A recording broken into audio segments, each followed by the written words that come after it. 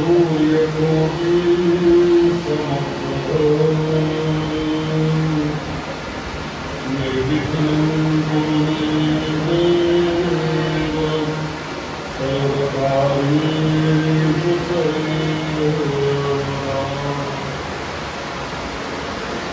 या कुन्देन्दुप्रसारः धवला या शुभ्रवस्त्रावृता या वीणावरकुण्डमण्डितकरा या श्वेतपद्मासना या ब्रह्माच्युतचन्द्रप्रभृतियो देवैः सदा वन्दिता सा मां दातु सरस्वती भगवती निःशेषदास्यापहा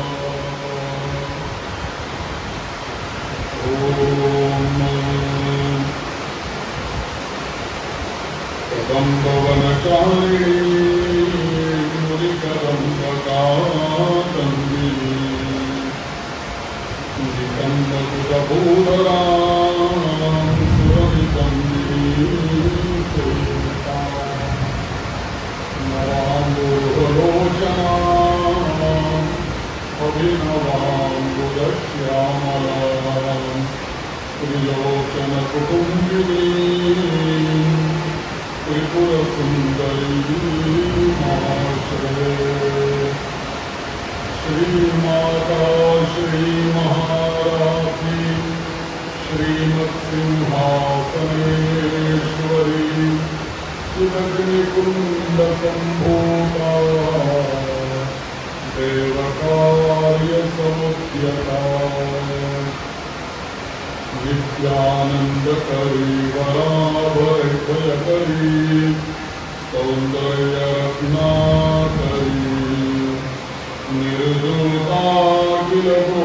निर्दुर्गाखिलघोरपावनकरी प्रत्यक्षमाहेश्वरी कालेयाचलवंशपावनकरी काशीपुराधीश्वरी भिक्षान्देहि कृपावलम्बनकरी मातान्नपूर्णेश्वरी नमन्तं नो यन्त्रं तदपि च न जाने स्तुतिकथा स्तुतिमहो न चाह्वानं ध्यानं तदपि च न जाने स्तुतिकथाः न जाने मुद्रास्ते तदपि च न जाने विलपनं परं जाने मातस्त्वदनुसरणं क्लेशहरणम्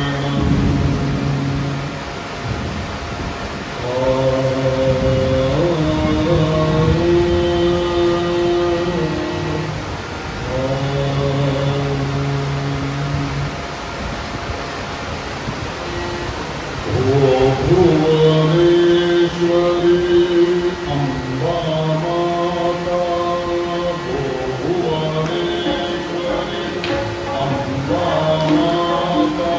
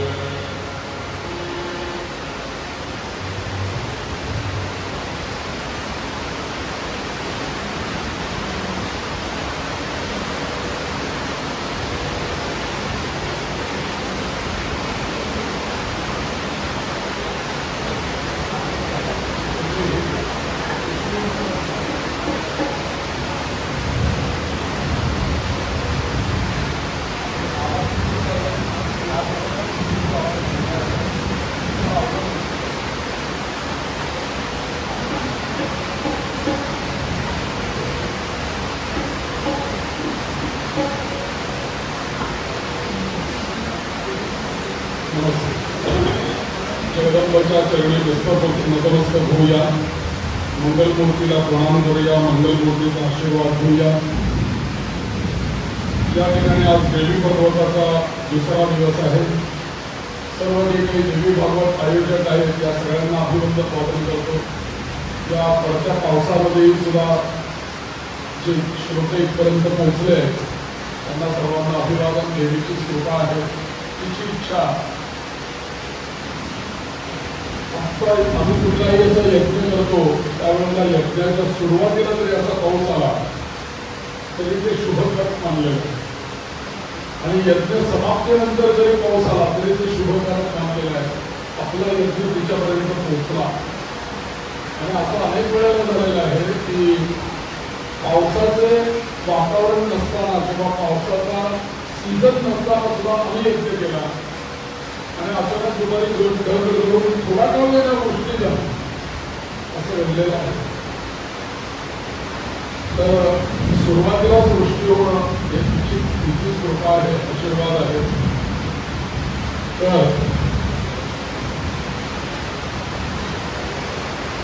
आपल्या प्रवचनाचा दुसरा दिवस आहे. काल आपण या देवी भागवताची सुरुवात जी आपण केली ती देवी भागवताचं महात्म्य आपण ऐकलं आणि हे महात्म्य आपण एकंदरीत 5 अध्यायांचं महात्म्य आहे. त्या महात्म्याच्या मध्ये आपण देवी भागवत कसं ऐकावं, त्याचा नियम काय, कधी ऐकावं, कोणी देवी भागवत ऐकलं तर त्यांना काय लाभ झाला याची सगळी माहिती त्या महात्म्यामध्ये होती. उदाहरणार्थ इला नावाच्या मुलीची आणि सुटपूर्णाची कथा आपण ऐकली. त्याच्यानंतर रेवती नावाच्या मुलीची कथा ऐकली. हे सगळं देवीचे चमत्कार आहे. इतकंच नव्हे तर वसुदेव आणि देवकी कृष्णाचा वियोग झाल्यानंतर गोपाल कृष्ण लवकरात लवकर भेट व्हावी या हेतूने वसुदेव आणि देवकी यांनी केलेला नवचंडी याग आणि त्याची सांगता म्हणून कृष्णाची त्यांची झालेली भेट हेही आपण पाहिलं. हे सर्व महात्म्य सांगून झाल्यानंतर आता प्रत्यक्ष महर्षी व्यास सूत महर्षी त्याचा प्रत्यक्ष भागवत सांगायला सुरुवात करतात. पहिल्या अध्यायाला सुरुवात करतात. पहिला स्कंद, पहिला अध्याय, पहिला श्लोक. एक 2 मिनिटं फक्त आपण मंगल बोलतो नाव घेऊया म्हणजे विघ्न निवारण करेल तो. मोरया रे बाप्पा मोरया रे हो मोरया रे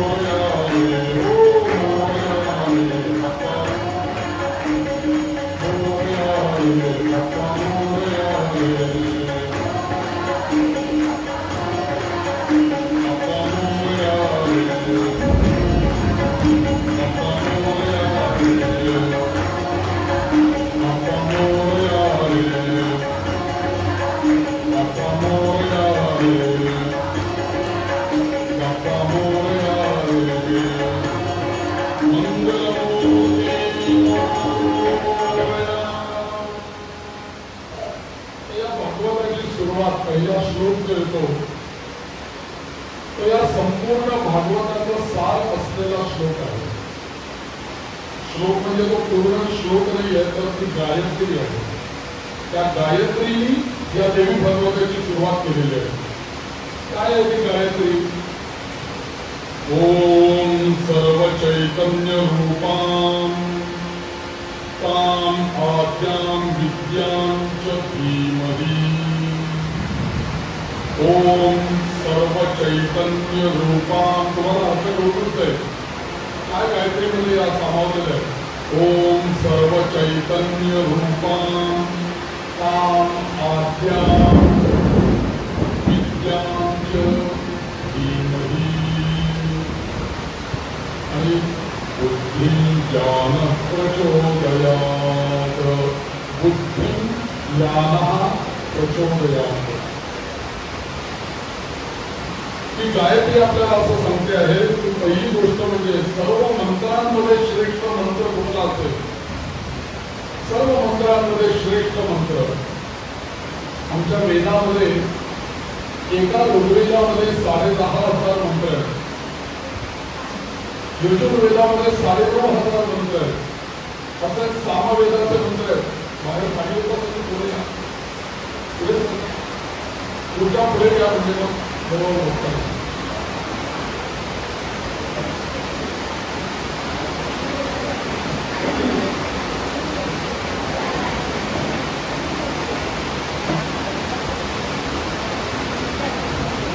जगदंबा माता की.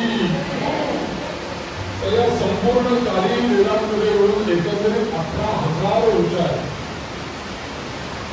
तर या सगळ्या 18,000 ऊर्जांमध्ये 4 वेद आहेत आणि या 4ही वेदांमध्ये सर्वश्रेष्ठ मंत्र जर का कोणता असेल तर तो गायत्री मंत्र श्रेष्ठ मंत्र. का गायत्री मंत्र श्रेष्ठ आहे?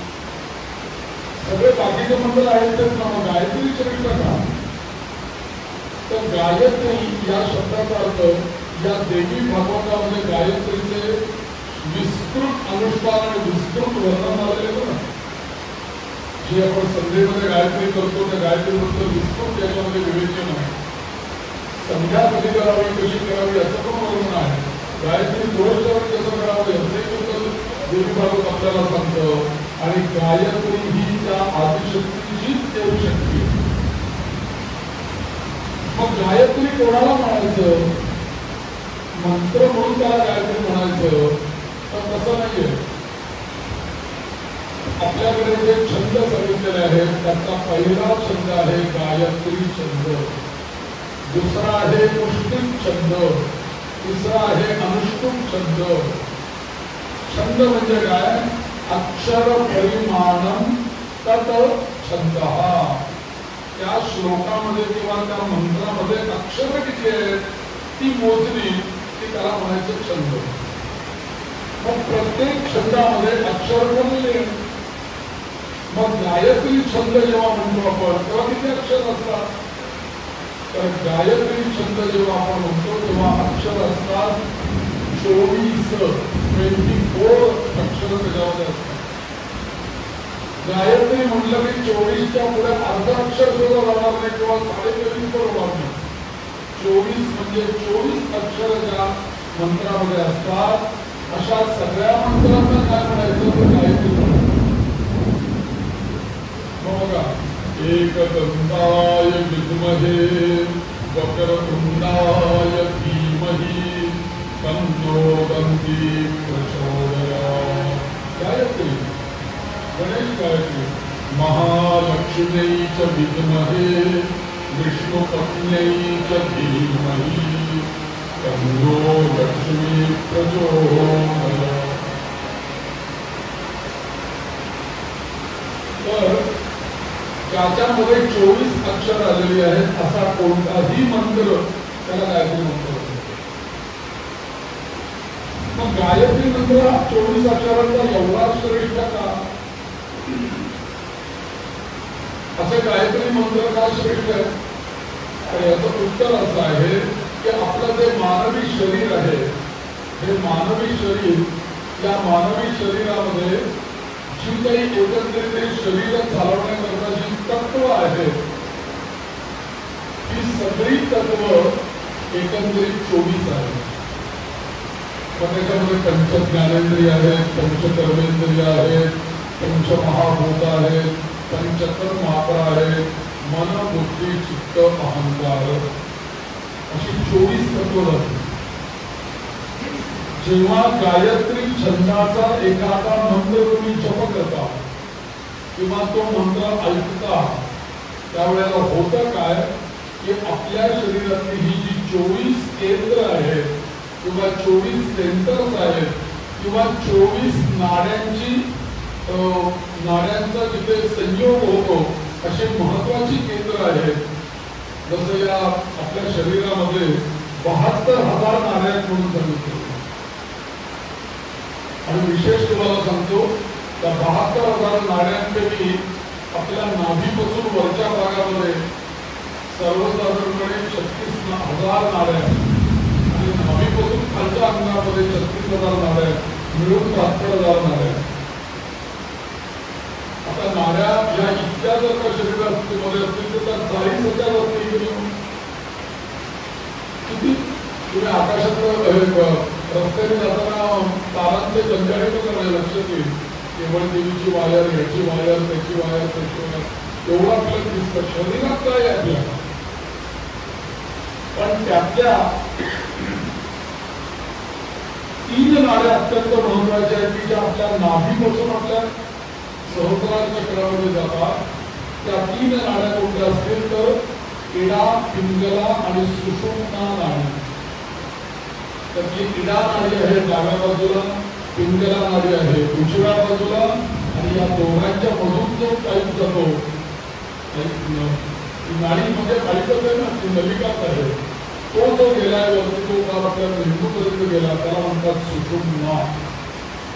अशा 3 नाड्या इथून आपल्या नाडीपासून अशा वरती जातात. बाकी शक्ती धरणार येतो.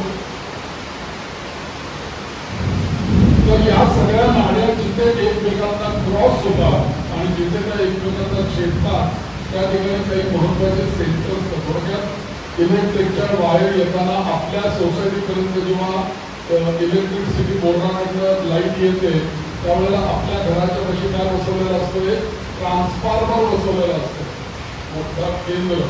आणि त्या ट्रान्सफॉर्मर मधनं आपल्या वेगवेगळ्या घरामध्ये सुद्धा वायर गेलेले असतात. आणि मग प्रत्येकाला लाईट हे होतं. तसं या संपूर्ण नाडी चक्रामध्ये शरीरातल्या हे सगळं नाडी चक्र देवी चालवते ना शरीरातलं. मी हे बोलतोय हे याच्याकरता बोलतोय की हा विषय सगळा देवी भागवताचा आहे आणि देवी भागवतामध्ये यातल्या अनेक नाड्यांची नावं सांगितलेली. मी फक्त तुम्हाला 3 सांगितली असता. अशा अनेक नाड्यांमधली शक्ती ही आदिशक्ती आहे आणि या नाड्या जिथे क्रॉस होतात असे जे ट्रान्सफॉर्मर असे बसवलेले असतील जिथे तिथे तिथे असतील कल्पना झाले. पण त्या ट्रान्सफॉर्मर मध्ये मी गाव म्हणून तुम्हाला सांगतोय की केंद्र आपल्या शरीरामध्ये किती आहेत? 24 आहेत.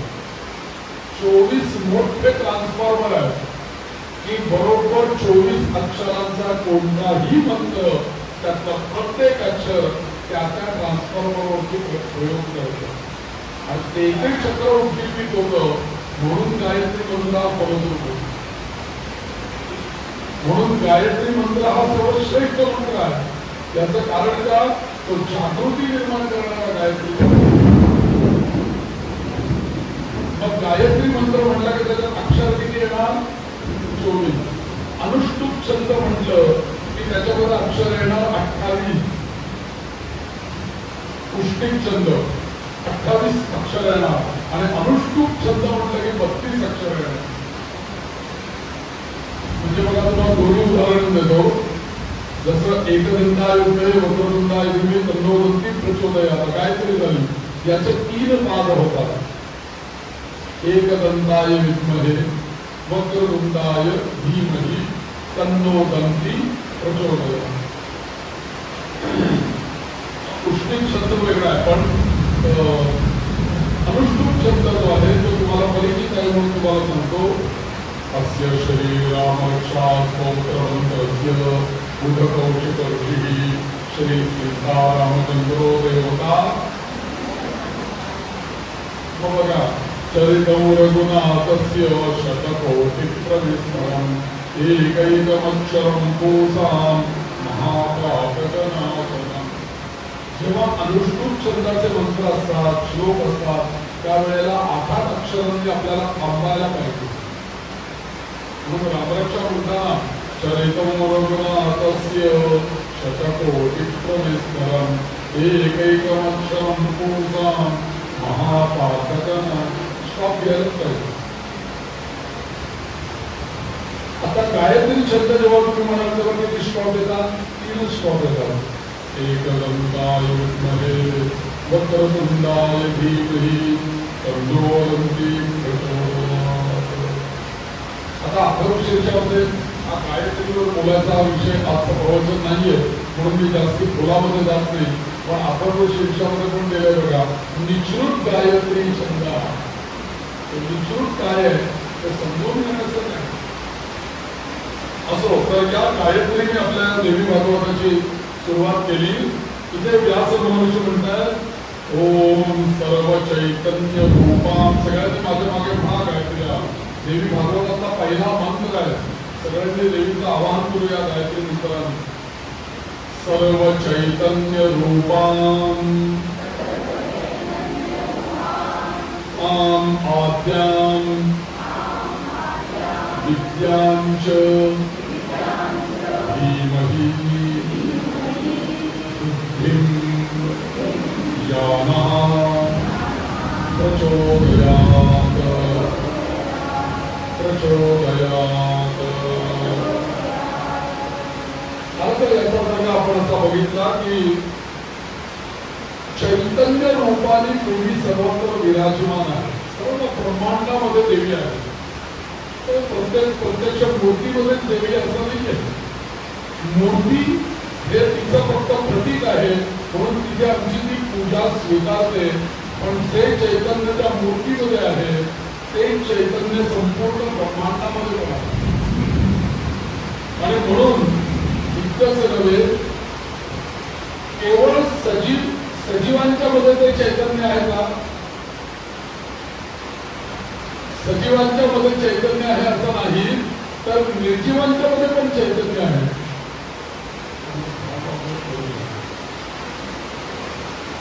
निर्जीवांच्या मध्ये पण चैतन्य आहे. तुम्ही बघा सजीवांच्या मध्ये त्यांचा हालचाली, त्यांचा ओरडणं, त्यांचा खाणं पिणं चैतन्य असल्याशिवाय आपलं पण खाणं पिणं चालणं उठणं प्रवचनाला येणं ऐकणं बोलणं सगळं चैतन्यावरच येणं. हे जर का चैतन्य नसेल तर तुम्ही कसं येणार मी ते काय सांगतो. हे चैतन्य केवळ आपल्याला सगुण रूपाबद्दल कळतं, सजीवांबद्दल कळतं. इथे हा श्लोक आपल्याला असं सांगतोय की अरे केवळ सगुणांमध्ये किंवा जिवंत किंवा सजीवांमध्ये केवळ चैतन्य असत नाही, तर निर्जीव वस्तू सुद्धा जरी तुम्ही बघितलं तरी त्याच्यामध्ये सुद्धा चैतन्य रूपाने ठीक आहे.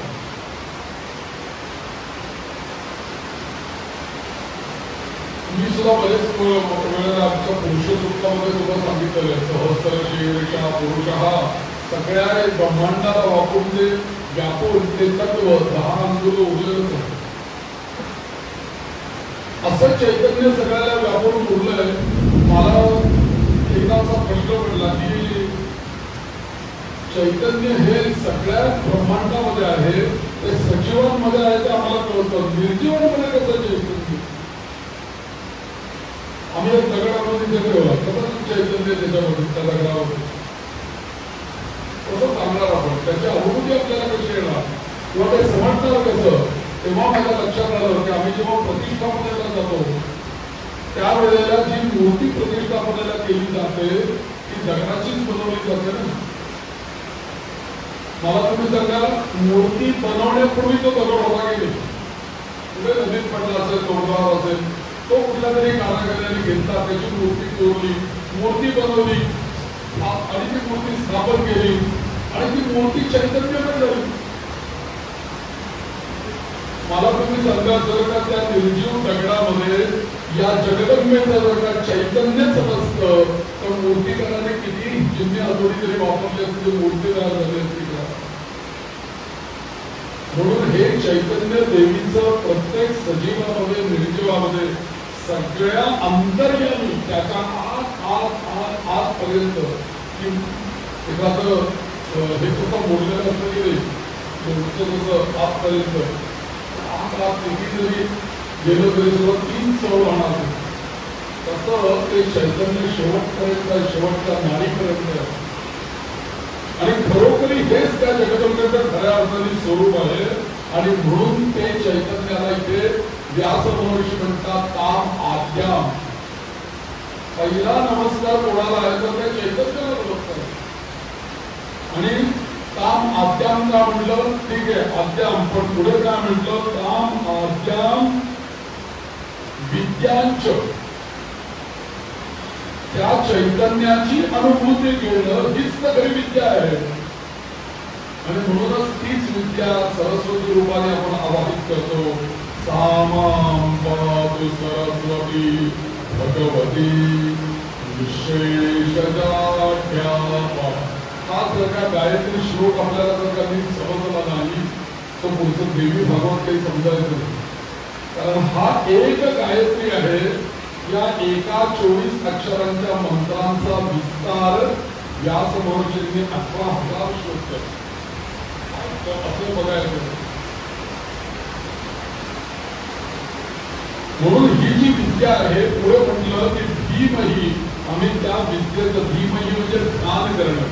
आणि पुढे म्हटलं कधी कशा करता मी हिचं ध्यान करतोय, कशा करता मी हिचं चिंतन करतोय, तर पुढे त्यांनी सांगितलं बुद्धिम ज्ञानः प्रचोदयात्. आता इथे प्रचोदयात शब्द प्रत्येक गायत्रीमध्ये आहे बघा. एकदंताय प्रचोदयाय देवी तन्नोदन्ती महालक्ष्मी जय विद्ये विष्णुपत्नी देवी तन्नोलक्ष्मी. अरे प्रचोदयात सगळ्या गायत्रीमध्ये तो शब्द आहे. प्रचोदयेत म्हणजे काय तर ती शक्ती जागृत करणे. शोधणारा शक्ती प्रचोदयात की गोष्ट तुमच्या शरीरामध्ये तुमच्या ह्याच्यामध्ये जागृत करणे. इथे या मंत्रामध्ये काय म्हणतात, या गायत्री मंत्रामध्ये बुद्धिम यानः प्रचोदयात्. आम्हाला काय पाहिजे तर आम्हाला चांगली बुद्धी जर का असेल तर सगळं ठीक आहे ना. पण बुद्धीच जर का नसेल तर बाकी कशाचं काय उपयोग? काय करायचं काय नाही करायचं, काय केलं म्हणजे काय होईल याचा विचार कोण करत आहे? सगळी बुद्धीच करते ना. म्हणून आमच्या गणपती बाप्पाच्या श्लोकामध्ये सुद्धा गणपतीला साक्षात बुद्धीचंच दैवत आहे, पण त्यांनी सुद्धा 2 शक्ती शेजारी ठेवल्या, वृत्ती सिद्धी. त्यांची आद्या विद्या तिथे बसलेल्या गणपतीच्या विद्या आणि सिद्धी. आणि गणपती बाप्पाचा जो श्लोक आहे त्याच्यामध्ये पण काय मागितलंय बघा, प्रारंभी विनती करू गणपती विद्या दया सागरा. पुढे पुढचा श्लोक महत्वाचा आहे, अज्ञानत्व हरोनी बुद्धिमती दे आराध्य मोरे. आणि चांगली बुद्धी त्यांनी दिल्यानंतर पुढे काय आपोआपच मिळणार आहे, चिंता क्लेश दरिद्र दुःख अवघे देशांतरा पाठवी. हे रंबा गणनायका गजमुखा भक्ता बहुतोषणी. बुद्धिमती दे, गणपतीला पण तेच मागितलं. सगळ्या संतांनी व्यासांनी सगळ्यांनी बुद्धीच मागितली, कारण बुद्धीनेच आपण उपासना करू शकतो, बुद्धीनेच आपण काय करायचं काय नाही याचा विवेक करू शकतो, आणि बुद्धीनेच आपण भक्ती प्रांगणात जाऊ शकतो, ज्ञान मिळवू शकतो. अहो ही सगळी इंद्रिय आहेत ना, ही इंद्रिय चालवणार, ही इंद्रिय आपल्याला दिसतात, हात पाय डोळे कान नाक सगळं दिसतं, परंतु ही इंद्रिय म्हणजे नुसतं प्रत्यक्ष इंद्रिय काम करत नाही, तर त्या इंद्रियांच्या मागे कोणतरी शक्ती आहे म्हणून ते इंद्रिय काम करत. आपण टाकीत आपल्या घरात येणारा पाण्याचा नळ आपण सोडला तर पाणी येतं, पण पाणी काय तो नळ देतो का आपल्याला? पाणी कुठे भरलेलं आहे?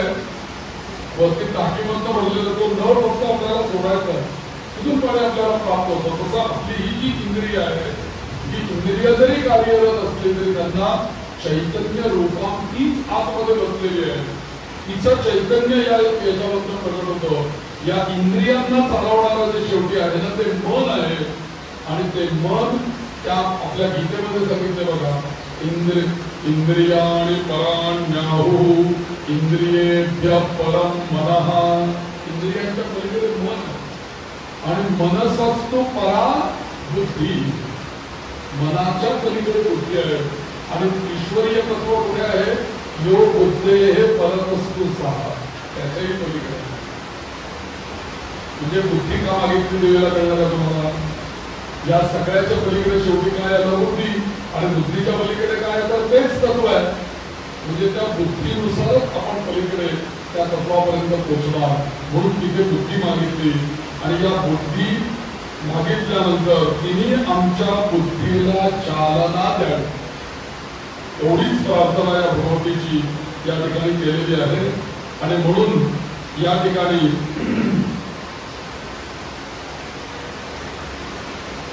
सूत महर्षी आणि ऋषी यांचा संवाद चालू झाला. हा संवाद चालू असताना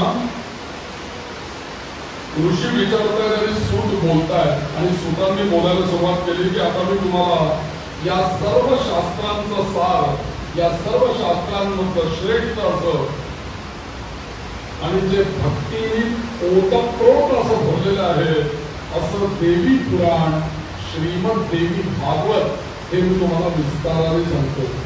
भगवती माता की जय.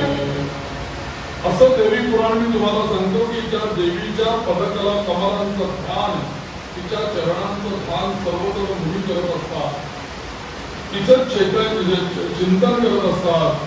आणि इतकंच नव्हे तर मानव म्हणजे मुली, पण ब्रह्मादिक सगळे देवही तिचं ध्यान करतात. जिला वेदांनी आद्या असं म्हटलेलं आहे आणि पराविद्या असं पण म्हटलेलं आहे. ललिता सहस्रनामामध्ये येतं ना पराविद्या, एक नाव आहे देवीचं, श्रीमाता, श्री महारानी, श्रीमद सिंहा, त्याच्यामध्ये आहे बघा पराविद्या असं नाव येतं ते. तर तीच पराविद्या आहे. मुलींना ध्यानामध्ये साक्षात दिसते तीच भगवती चैतन्य रूपात त्रिगुणात्मिका आहे. सत्व, रज आणि तम म्हणजे तीन गुणांची आहे. म्हणजे त्या 3 गुण त्यांनी धारण केलेले आहेत आणि 3 सत्वगुणांनी, रजोगुणांनी आणि तमोगुणांनी हे ब्रह्मांड सगळं चालवत असतं. या विश्वाची ती माता आहे आणि म्हणून त्या विश्वाच्या मातेला मी मनापासून वंदन करतो असं म्हणून तिथे वंदन केलेलं आहे.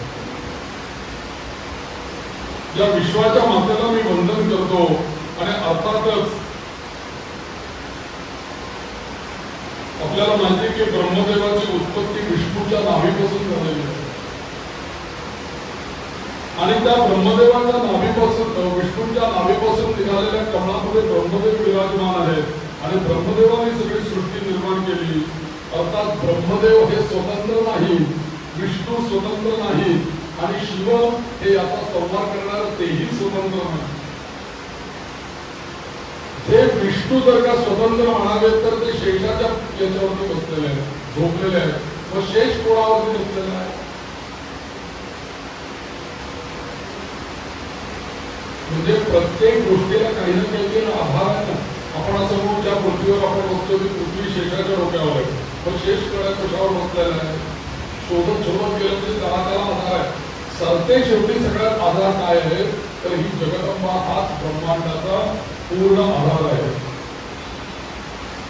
आणि म्हणूनच ही तुरीय अवस्थेमध्ये हिचीच एक शक्ती आहे, सात्विक शक्ती म्हणजे महालक्ष्मी.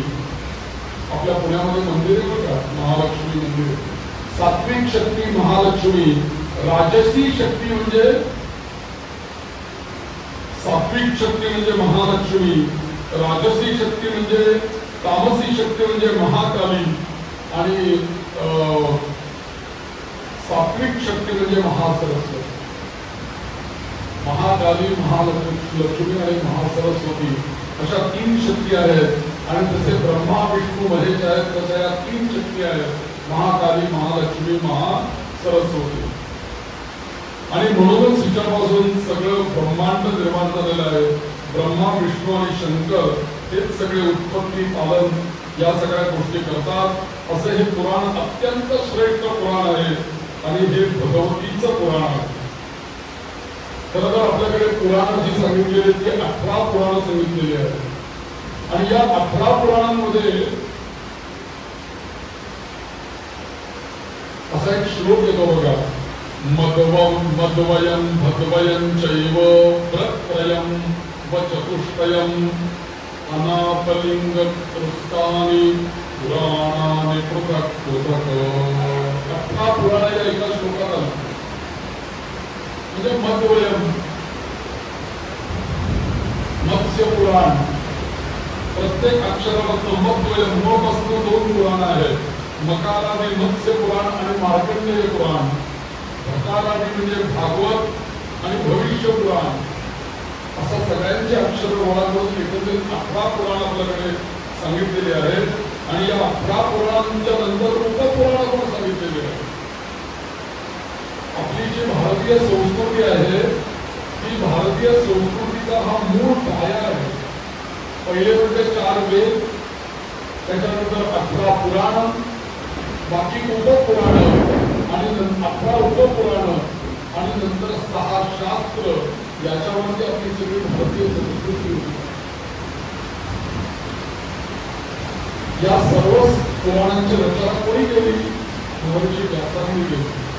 ही सगळी रचना झाल्यानंतर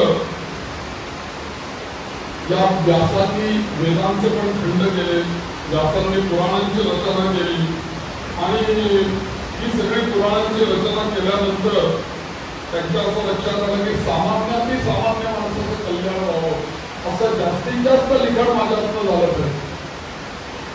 म्हणून त्यांनी विस्तृत या पुराणांचं मार्गदर्शन केलं. असे व्यास जे काही आहेत ते व्यास एकंदरीत आपल्याला फक्त एकच महर्षी व्यास म्हणतो आपण म्हणतो किंवा द्वैपायन त्यांचं नाव आहे, बादरायण त्यांचं नाव आहे. बद्रिकाश्रमामध्ये तपश्चर्या केली म्हणून बादरायण झाले. एका द्वीपावरती त्यांचा जन्म झाला म्हणून द्वैपायन झाले. असे व्यास आपल्याकडे एकंदरीत 27 व्यास सांगितले. आणि त्या सगळ्या 27 व्यासांची नावं या भगवतीने दिलेली होती या भागवतामध्ये. म्हणून पहिल्या द्वापारामध्ये ब्रह्मदेव स्वतः व्यास आहे, दुसऱ्या द्वापारामध्ये प्रजापती, तिसऱ्या द्वापारात शुक्राचार्य, चौथ्यामध्ये बृहस्पती, पाचव्यामध्ये सविता, सहाव्यामध्ये मृत्यूदेव, सातव्यामध्ये भगवान इंद्र. असे करता करता 14वे, 15वे, 16वे, 18वे व्रती, 19वे अत्री आणि 20मध्ये गौतम. अशा सगळ्या व्यासांची तुम्ही निवांतपणे मराठी भाषांतर असलेलं देवी भागवत मिळतं. म्हणून सावकाश निवांत वाचता किती व्यास आपण एका व्यासांची गुरुपौर्णिमेला पूजा करतो. एवढं 27 व्यास आणि यांचे किती होऊन गेले मागच्या युगांमध्ये. व्यास म्हणजे एक व्यक्ती नाहीये, व्यास हा मोठा समूह आहे. तर 21वे, 27वे आणि 28वे जे व्यास आहेत त्यांचं नाव आहे कृष्णद्वैपायन हे व्यास. आणि ही अशी सगळी नावे आहेत. आणि हे जे कृष्णद्वैपायन व्यास आहेत, या व्यासांनी आपले पुत्र शुकमुनी आणि सूत महर्षी त्यांचे शिष्य या दोघांना पहिल्यांदा हे देवी भागवत शिकवलं. आणि त्यांच्याकडून हे सगळं ऐकल्यानंतर, ही आख्यान ऐकल्यानंतर मग पुढे ह्या सगळ्याचा प्रचार प्रसार झाला. या व्यासांची गोष्ट ऐकण्यापूर्वी आपण थोडंसं नामस्मरण करूया आणि पुढे जाऊया.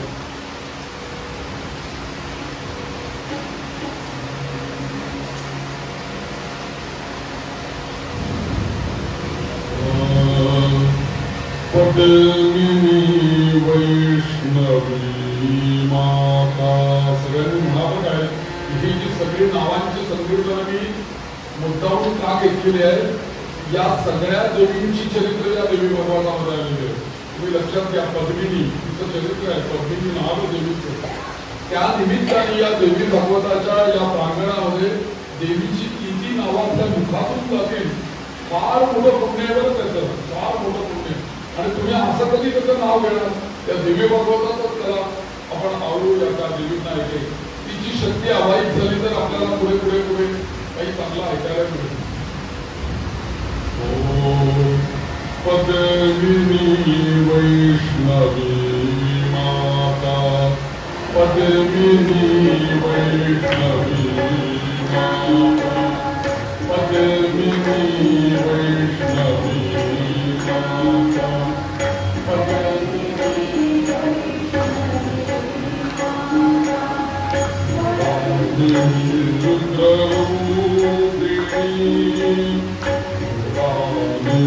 रुद्राणी शिवा,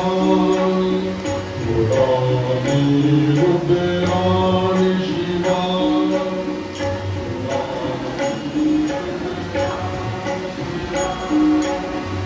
पद्मिनी वैष्णवी माता. देवीचं नाव आहे मृणाली, रुद्राणी आणि शिवा. देवीची नाव आहे मृणाली विश्वरूपिणी, मृणाली रुद्राणी शिवा, मृणाली रुद्राणी, मृणाली रुद्राणी शिवा.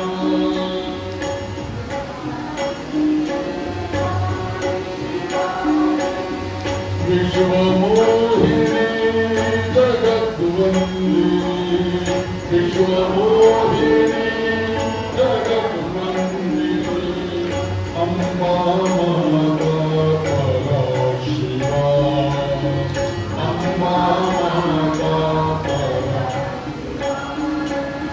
पद्मिनी वैष्णवी माता,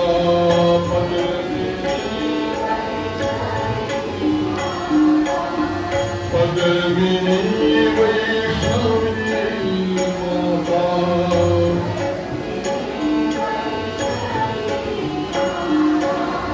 मृणाली रुद्राणी शिवा, मृणाली रुद्राणी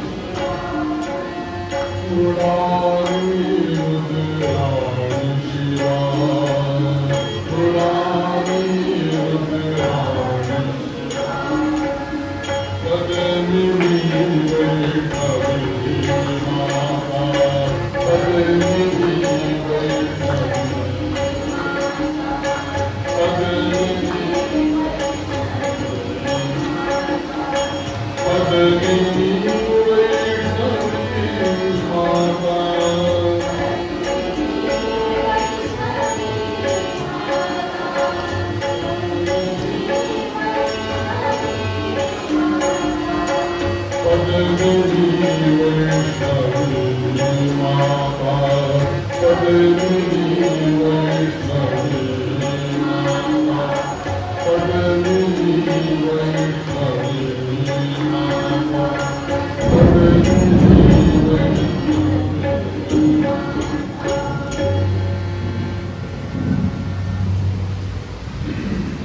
देवीच्या ज्या स्तुती आलेल्या आहेत त्या देवी भागवतामध्ये आपण वेळोवेळी पाहणारच आहोत. त्यामध्ये ही सगळी नावं आलेली आहेत. तिला पद्मिनी म्हटलंय, तिला वैष्णवी म्हटलंय, तिला रुद्राणी म्हटलंय, तिला शिवा म्हटलंय, परत शिवा सुद्धा म्हटलेलं आहे, परांबा सुद्धा म्हटलेलं आहे. तर या महर्षी व्यासांची गोष्ट सुरू होते, कथा सुरू होते. सूत विचारतात की कावळ मला एक असा प्रश्न विचारायचा आहे. सूत ऋषी विचारतात सुतांना की मला एक असा प्रश्न विचारायचा आहे की व्यासांना तुम्ही पुत्र झाला शुभदेव असं म्हणताय, तो व्यास पुत्र आहे शुभदेव, पण या व्यासांना कुठल्या पत्नीपासून कधी हा मुलगा झाला आणि कसा झाला, त्याची काय कथा तुम्ही सांगाल मला. तर याविषयी गोष्ट ते सूत सांगू लागले की एका म्हणे पूर्वी सरस्वती नदीच्या किनावरती व्यास राहतात. बरं का, तुम्हाला आजही सरस्वती नदी जर का बघायचं असेल तर ती गुप्त आहे. पण जे 4 धाम यात्रेला जाऊन आलेत आणि बद्रीनारायणला जे जाऊन आलेत त्यांना नक्की माहिती आहे की तिथे व्यास गुंफा आहे आणि ती थोडी का वेळा सरस्वतीचं दर्शन आपल्याला होतं. नंतर ती सरस्वती गुप्त होऊन जाते. की तिथे जी गुप्त होते ते त्रिवेणी संगमाला बघत होते, कारण तिथे गंगा यमुना आणि सरस्वतीचा संगम आहे. तर त्यामुळे त्या सरस्वतीच्या तीरावरती व्यासांचा आश्रम आहे. जे गेलेले असते त्यांनी ती व्यास गुंफा बघितलेली असेल. तर त्या ठिकाणी व्यास राहायला लागले आणि काही वेळेला काही काही गोष्टी अशा जीवनामध्ये घडत असतात. आपल्या ध्यानीमध्ये सुद्धा काही नसतं, पण समोरचा काही प्रसंग आपण बघितला की आपल्या मनात त्याचे भाव निर्माण होतात. महर्षी व्यास तपश्चर्या करतायत, पुराण लिहितायत, वेदाचे भाग करतायत, साधना करतायत, तपश्चर्या करतायत आणि त्यांनी एक दिवशी असं बघितलं त्यांच्या घराच्या समोर एका झाडावरती चिमणा आणि चिमणीने व्यक्त केली होती. दोघांना आधी त्यांचा संसार चालू होता, मग त्यांना काही पोरबाळत नव्हती सुरुवातीला. ते पहिल्यापासून बघतायत, एक काळी अंड्यापासून ते घर केलं त्यांनी तयार. किती सुंदर असतं, आपणही कधी बघितलं असतं, आपल्यालाही तेव्हा वाटतो अरे किती त्याला काही हात नाही, पाय नाही, काही नाही, एका चौचीने किती छान घर करतो. अहो ती घरं करून त्यांचं पक्षी उडून गेल्यानंतर लोक शो पीस म्हणून घराला पण ठेवतात. घर पक्षांनी इतकं कुठल्याही मशीनला आपल्याला तसं म्हणता येणार नाही, इतकं सुंदर बनलेलं आवडतच ते आपल्याला. आणि अतिशय प्रेमाने त्याच्यामध्ये ते दाम्पत्य चिमणा चिमणीचा राहत होतो. पुढे त्यांना पोरं झाली आणि ती पिल्लं सारखी चिव करत होती आणि हे दोघंही त्याला बाहेर जायचे, काहीतरी चारा ठेवायचे त्या पिल्लांना बघा. व्यास महर्षींनी हे सगळं पाहिलं आणि व्यास महर्षींना का कोणाच त्यांच्या मनात आलं की अरे आपल्याला हे सुख नाही, जे चिमणा चिमणी सगळे एवढाचा पक्षी जे सुख संसाराचं मिळवतो, त्या बायकोला संभावतो, त्या पोरांना संभावतो. आणि गंमत बघा त्या चिमणा चिमणीचा, माझ्या घरी घर त्या चिमणा चिमणीची घरं होती, त्यामुळे मी अगदी जवळच बघितलंय की ज्या वेळेला त्यांची ती अंडी आणि पिल्लं निर्माण होतात त्या घरामध्ये, त्यावेळेला जो चिमणा असतो तोच फक्त बाहेर उडून जातो आणि त्या तिघांनाही बरोबर असतो. त्या पिलाला त्या चिमणीला सगळ्यांना बरोबर असतो. काही दिवस पर्यंत ती चिमणीचे घर सोडत नाही, पिल्लं मोठी होतो. हे सगळं प्रेम या व्यासांनी बघितलं आणि या व्यासांच्या मनामध्ये असं आलं की आपल्याला का नाही असं सुख, मी एकटाच राहतो इथे, कधी मला मुलगा होणार. कारण मुलगा जर का असेल तर तो कधीतरी म्हातारपणी वडिलांना संभाळणार, कधीतरी तो मुलगा लग्न करून येईल त्यावेळेला सुखरूप बघायला मिळेल. मुलगी असेल तर कन्यादानाचं सुख मिळेल. मुलगा झाला तर माझा क्रियाक्रम व्यवस्थित करेल, माझं घर सांभाळेल, माझं सगळं काही अजून स्थावर जंगम सगळं काही सांभाळेल. आणि शास्त्राने सांगितलेलं ते लोक की ज्यांना संततीने किंवा पुत्र असं हे नाही, त्यांना स्वर्गामध्ये किंवा त्याच्यामध्ये स्थान नाही असं पण वर्णन केलेलं आहे. म्हणून गती देण्याकरता मुकावेला पुत्र पाहिजे. तर महर्षी व्यास विचार करतात माझ्याजवळ भरपूर धन आहे, सगळं काही आहे, विज्ञान आहे, सगळं काही आहे. आणि अशा तऱ्हेने विचार करता करता करता व्यास म्हणाले, आता हे मला पाहिजे, मला मुलगा पाहिजे. आता त्यावेळेला व्यासांचं वय किती होतं का मला सांगा? ते त्या वयात तरी आहेत का जेव्हा मुलगा पाहिजे म्हणून? तपश्चर्याला सगळं एवढं कार्य केल्यानंतर ते गेले.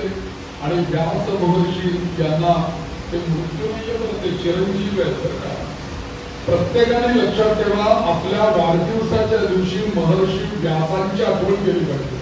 नक्की का? आपला वाढदिवस साजरा करताना ना 7 लोकांची पूजा करा. कोण कोण? अश्वत्थामा, बली, व्यास, हनुमांश, विभीषण, कृपः, परशुरामश्च.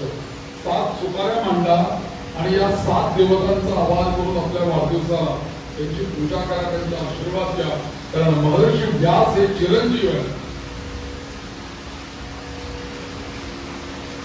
यांना असा प्रश्न पडला की आता मला मुलगा पाहिजे, आराधना कोणाची करायची? आपल्या मनासमोर प्रश्न येतो की आपल्या बाबा काही नाही, परदेशात जायचंय किंवा अमुक परीक्षेत पास व्हायचंय किंवा अमुक बाबा मला घर झालं पाहिजे. साधा आपल्या कामाला असतात आणि त्यावेळेला आपल्याला कळत नाही की आपण कोणत्या देवाची उपासना करावी. मग आपण कुठल्या तरी ज्योतिषाकडे जातो, कोणाकडे तरी जातो आणि मग विचारतो, बाबा मला हे साध्य करायचंय, काय करायला पाहिजे? जसं बुद्धी पाहिजे, गणपतीची उपासना करा. आरोग्य पाहिजे, सूर्याची उपासना करा. तुम्हाला धन पाहिजे, अग्नीची उपासना करा. आपल्याकडे सांगितलेलं. तसं हे व्यास विचार करतात, मी इंद्राची उपासना करू, विष्णूची करू, रुद्राची करू, गणपतीची करू, स्कंदाची करू, मारुतीची करू, अग्नीची करू, का वरुणाची करू, कोणाची करू? अशा विचारात ते पडलेले असताना व्यास महर्षींचे गुरु ब्रह्मदेवाचे पुत्र नारायण नारायण त्या ठिकाणी आले. नारद मुनी आल्यानंतर त्यांनी विचारलं, अहो असं सांगा ना मला की कशा पद्धतीने मी उपासना करून कसं पुढे जाऊ? नारद मुनी व्यासांना भेटल्यानंतर प्रसन्नच झालेले होते आणि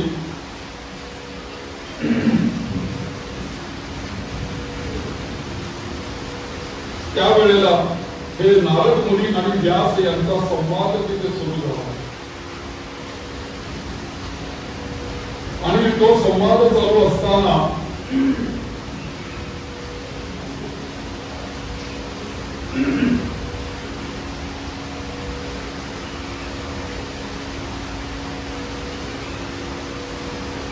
व्यासांना व्यास हे नारदांना असा प्रश्न विचारताय,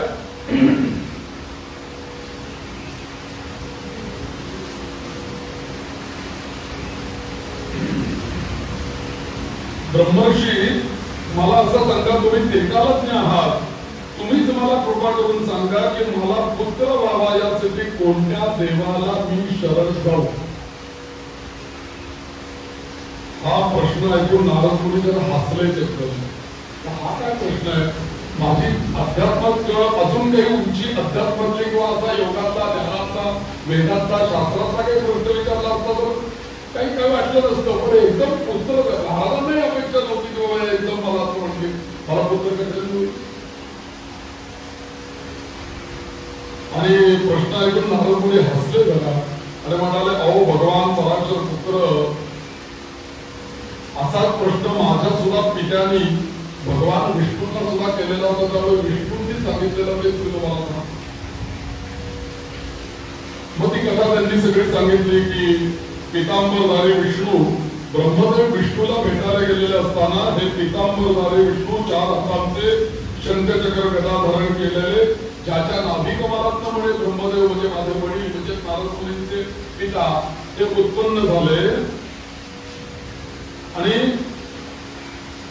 ते विष्णूंना भेटायला गेल्यानंतर ते विष्णूंना म्हणतात की या सगळ्या जगाची उत्पत्ती मी करतो, पण मला तू उत्पन्न करतो म्हणजे तू माझ्यापेक्षा श्रेष्ठ आहे. आणि असं असताना प्रत्येक वेळेला तू जे ध्यान करताना मला दिसतोस ते कोणाचं तू ध्यान करत असतो?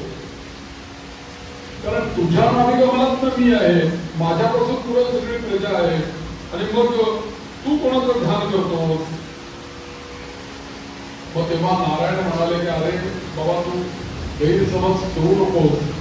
कारण का की तुला असं वाटतं की तू सृष्टी निर्माण करतो, पण परंतु तू म्हणजे केवळ निमित्त मात्र आहे. तुझ्या कर्मी काम करून घेणारी शक्ती वेगळीच आहे.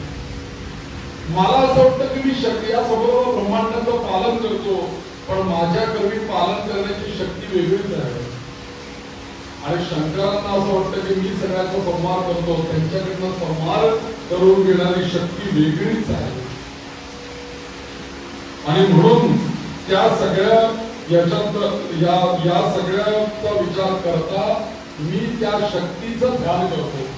कारण त्या शक्तीमुळेच कधीतरी मला वराह अवतार घ्यायला लागला, कधी नरसिंह अवतार घ्यायला लागला, कधी वेगवेगळे अवतार मला घ्यायला लागले. हे कारणच ही शक्ती आहे.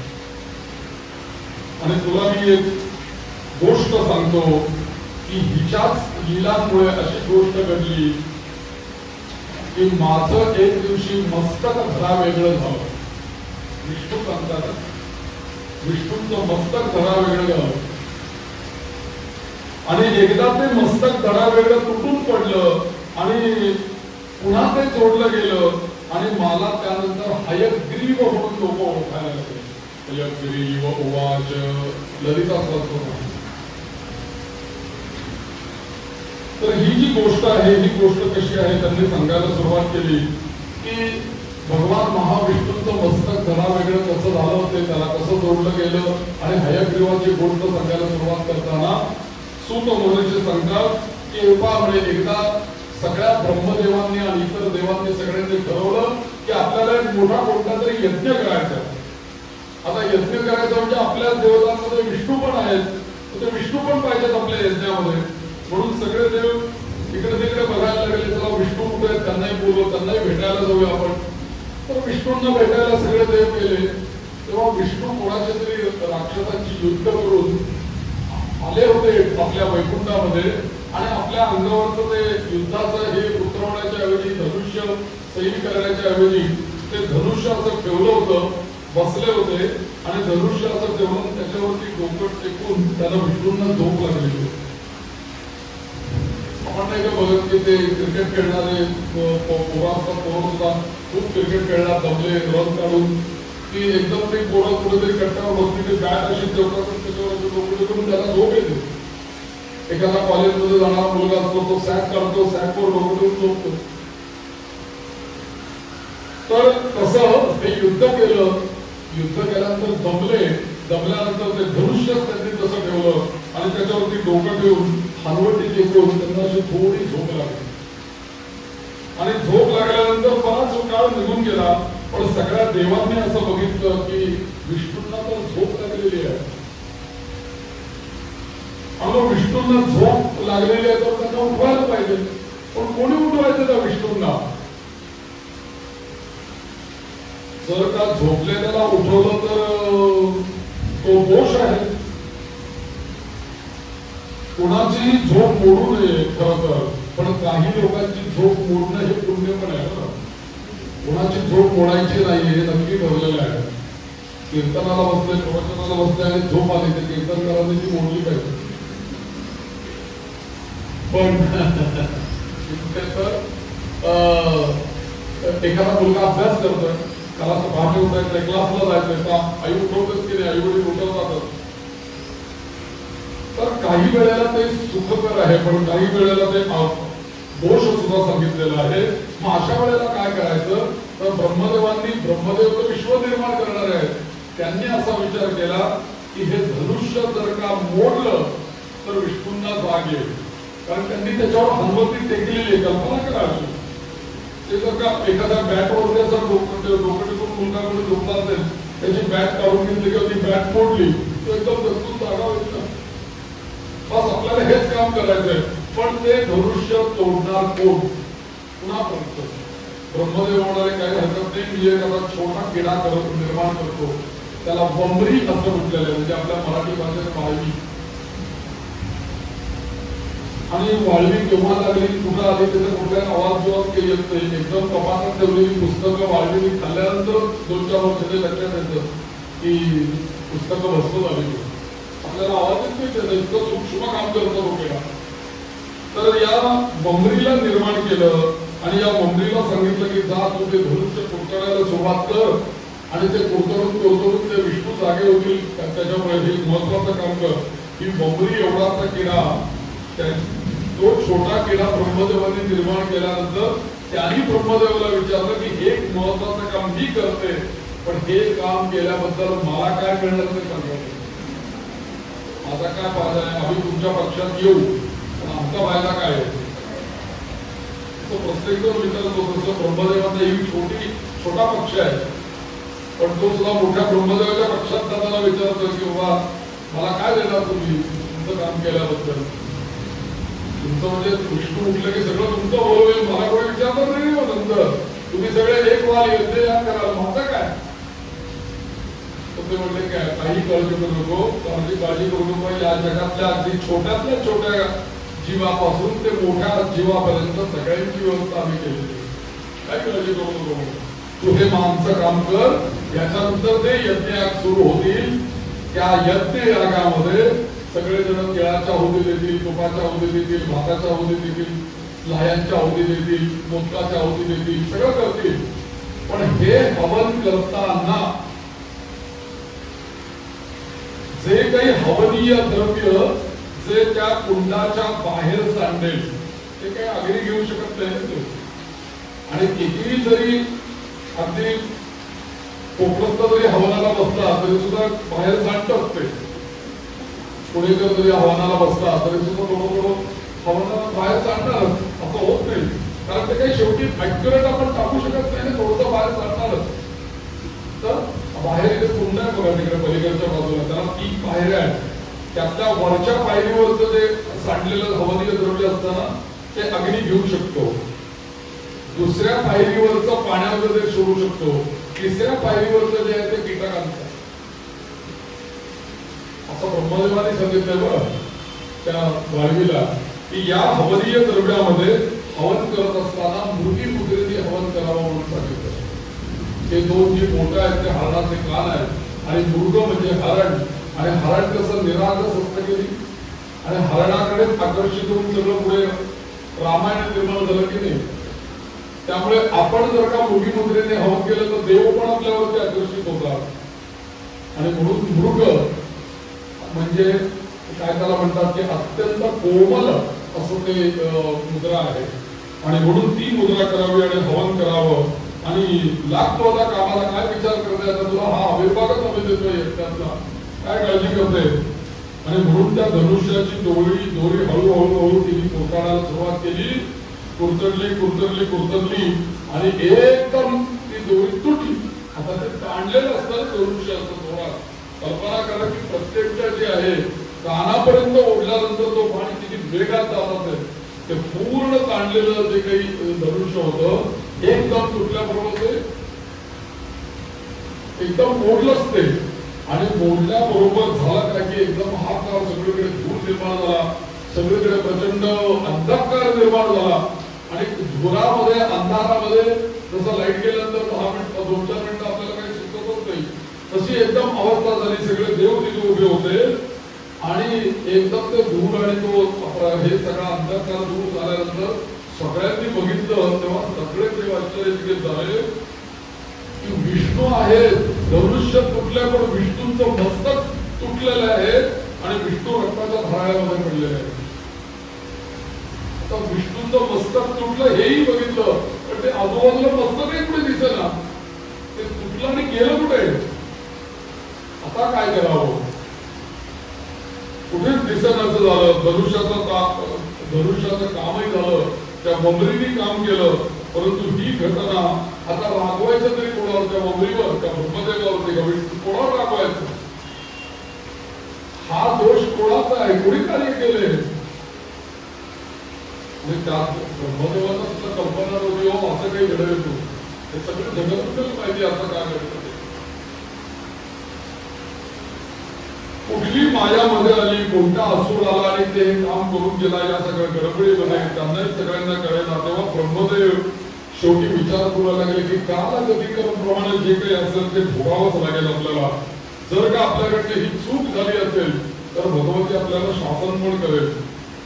आणि सुख आणि दुःख हे दोन्ही माणसाला भोगावंच लागतं. आणि मग त्यावेळेला सगळ्या ब्रह्मदेवाने सगळ्या देवांना सांगितलं की आता हे बघा सगळे देव इथे आहेत, आपण सगळेजण एकत्र येऊया आणि त्या जगदंबेला आपण वेदांची स्तुती करूया. ब्रह्मदेव म्हणजे चारही वेदांचे प्रणेते. ब्रह्मदेवाला 4 मुख आहेत ना, प्रत्येक मुखामध्ये एक एक वेद आहे. 4ही वेद ब्रह्मदेवाकडे आहेत. त्यांनी सगळ्या देवांना सांगितलं आपण वेदांनी स्तुती करू भगवतीची. हिरण्यवर्णां हरिणीं सुवर्णरजतस्रगां चंद्रां हिरणमयीं लक्ष्मीं जातवेदोम आवह ताम आवह जातवेदो लक्ष्मीं अनथगामिनीं यस्यां हिरण्यं विन्देयं गामश्वं पुरुषा नहं. या वेदांनी या भगवतीची स्तुती केली. वेद सुद्धा म्हणतात की आरोग्य म्हणजेच आदिशक्ती आहे. जया, विजया, भात्री, लज्जा, कीर्ती, स्पृहा असे अनेक नावं वेदामध्ये सुद्धा या भगवतीला आलेली आहे. आणि आई जगदंबा प्रसन्न झाली. जगदंबा माता की. आणि ही भगवती प्रसन्न झाल्यानंतर समोर आली आणि मग ब्रह्मदेव विचारतात, आई अगं हे कसं काय घडलं, असं आमच्या ध्यानीने मनीने हे असं का घडलं, तू सांग आम्हाला की हे आमच्याकडनं असं काय घडलेलं आहे आणि अशी घटना का घडली. आणि त्यावेळेला भगवती असं म्हणते की हे पाहुणे ही जी अघटित घटना आहे ही मीच घडवलेली आहे. आता म्हणे काहीही करू नका. इथे त्वष्टा नावाचा जो देव आहे, त्वष्टा म्हणजे जे जोडाजोडीचं ठोकाठोकीचं काम करतात तर ते त्वष्टा. अजूनही त्यांचा समाज आहे त्वष्टा. तर त्वष्टा जो आहे तो जोडण्यामध्ये हुशार आहे, त्याला बोलवा. आणि हे विष्णूंचं तुटलेलं मस्तक आहे त्याच्याऐवजी घोड्याचं मस्तक तिथे बसवा. आता हयग्रीव, हय म्हणजे घोडा बरं का, आणि ग्रीव म्हणजे मानेपासून खांद्यापासून वरचा जो भाग आहे त्याला ग्रीवा म्हणतात. तर हय म्हणजे घोडा, तर इथपासून वरचा भाग ज्याचा घोड्याचा आहे तो हयग्रीव. मग हे असं कसं काय झालं, ही घटना कशी काय घडली. त्यावेळेला भगवतीने असं सांगितलं की अशी घटना घडली, याला कारण लक्ष्मी आहे. लक्ष्मी कशी काय याला कारण म्हणे, एकदा नारायण आणि लक्ष्मी असे छान बसले पोहडले होते. शेषावरती भगवान पोहडलेले आहेत. लक्ष्मी पाय चेपती आहे, कुंभरुका गायन करतायत वगैरे वगैरे. त्या वैकुंठामध्ये सगळं वैभवात आहे, सगळं चालू आहे. आणि हे चालू असताना विष्णू काहीतरी विचार करतायत, लक्ष्मी पाय चेपते आहेत. आणि एकदम दोघांनी, लक्ष्मीने विष्णूंकडे आणि विष्णूंनी लक्ष्मीकडे बघितलं. आणि बघितल्यानंतर आता लक्ष्मीचे पती विष्णू आहेत, आपल्या पत्नीकडे बघतात, ती पाय चेपते आणि एकदम विष्णूंना असं एकदम असं हसायला हास्य केलं त्यांनी. आता ही तर पाय चेपते आणि एकदम आपल्याला बघून आपले पती हसले. कशा तुम्ही हसले असतील, इतका वेळ तर शांत होते, काही बोलत नव्हते आणि एकदम हसले कसे काय, यांच्या लक्षात आलं माझ्याकडे बघून काय विचार करताय ते, काय यांनी माझ्यासारखी दुसरी कोणी आणली आहे, आता तिचा विचार करतायत ते, मला सोडून देणार आहे. तिच्या मनामध्ये संशय आला आणि काही वेळेला असा संशय येतो आणि काही वेळेला असा राग येतो की गोष्ट असते छोटीशी, परंतु त्याला मोठं त्याला शासन केलं जातं किंवा रागवलं जातं. म्हणजे एवढं रागवण्याची काही आवश्यकता नसते, गोष्ट किरकोळ असते, पण काही वेळेला असा विचार होतो. तसं या लक्ष्मीने हसल्यानंतर लक्ष्मीने पाहिलं आणि एकदम असं तिच्यामध्ये त्यावेळेला दुष्ट राक्षसीचा अवतार झाल्यासारखं तिलाही कळेना काय आपल्या मुखातून बाहेर पडतंय. आणि ती एकदम मोडून गेली की जे मुख आज माझ्याकडे बघून हसताय ना, ते मुख एक ना एक दिवशी गळून पडेल काय. अश्विनीने तो शाप विष्णूंना दिला आणि आता हे शिर गळून पडेल असं म्हटल्यानंतर त्याचा गळायला पाहिजे, त्याच्याकरता हे सगळं. आणि त्याच वेळेला एका नदीच्या किनारी हयग्रीव नावाचा एक राक्षस, तो माझा भक्त आहे आणि तो तिथे तपश्चर्या करतो. आता त्या हयग्रीवाने तपश्चर्या केली आणि दुर्गेला प्रसन्न करून घेतलं आणि त्यांनी त्या देवीची स्तुती केली.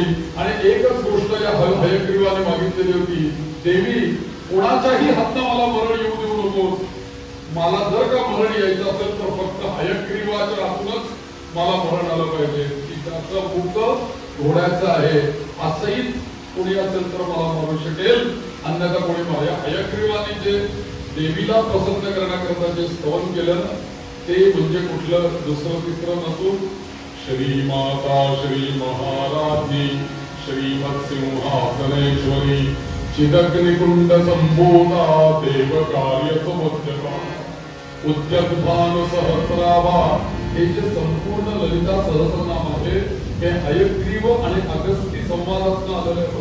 ते अगस्ती पण काल आपण ऐकलं, अगस्तींची कथा.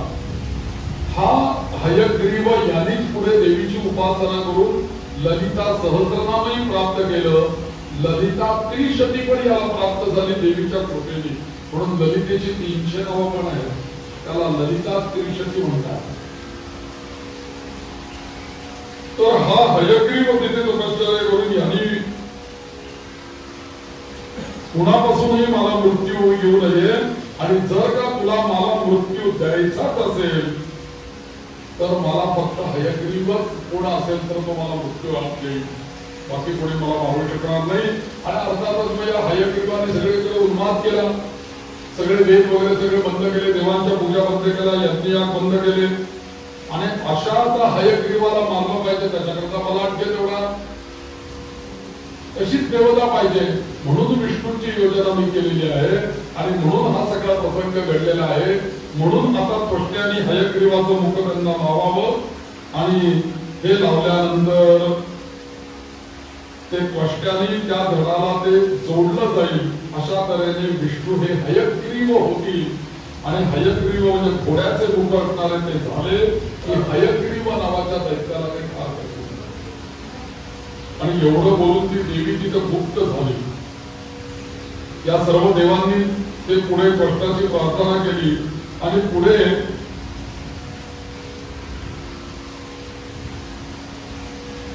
या विष्णूंनी हयग्रीव अवतार घेऊन या हयग्रीवाचा नाश केला, अशी कथा याच्यामध्ये आली. पुढे एक मधु आणि कैटभाची गोष्ट येते. भगवान विष्णूंच्या सुरुवातीला गोष्टी आहेत. विष्णू एकदा आपल्या शेषावरती पोहलेले असताना सगळा प्रलय झालेला होता, जल होतं, सागर होता सगळीकडे. या सागराच्या काळाला एक शेषावरती पोहलेले होते, त्याही वेळेला त्यांना झोप लागलेली होती आणि त्या झोपेमध्ये सुद्धा या भगवान विष्णूंच्या कानामधून मधु आणि कैटभ नावाचे 2 राक्षस निर्माण झाले. तर ते मधु आणि कैटभ राक्षस निर्माण झाले आणि त्या मधु कैटभांनी भगवती देवीची आराधना केलेली होती आणि त्यामुळे त्यांना मृत्यू नव्हता. मग यांना मृत्यू कसा येईल याच्याकरता पुन्हा देवीनेच या विष्णूंना मदत केली आणि मग या मधु आणि कैटभांचा नाश या विष्णूंनी कसा केला तर त्या भगवान महाविष्णूंना त्या दैत्यांनी सांगितलं, आम्हाला जर का तुला मारायचं असेल, मधु आणि कैटभांनी सांगितलं, तर आता सगळीकडे तुला पाणी पाणी पाणी पाणी दिसतंय, आम्हाला अशा ठिकाणी तू मारलं पाहिजे की जिथे अजिबात पाणी आहे, जमीन असेल अशा ठिकाणी तू आम्हाला मारलं पाहिजे.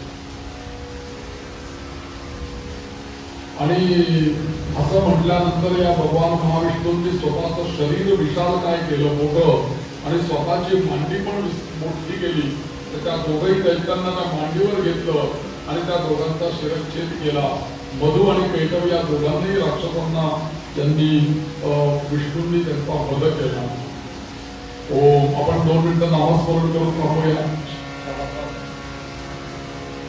ओम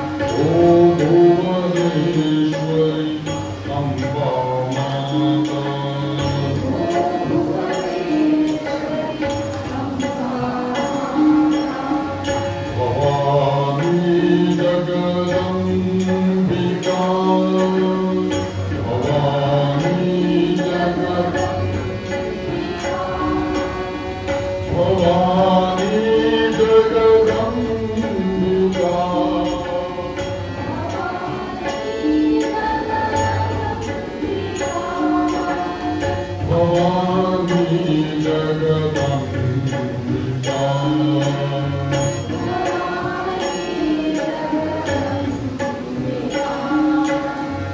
भवानी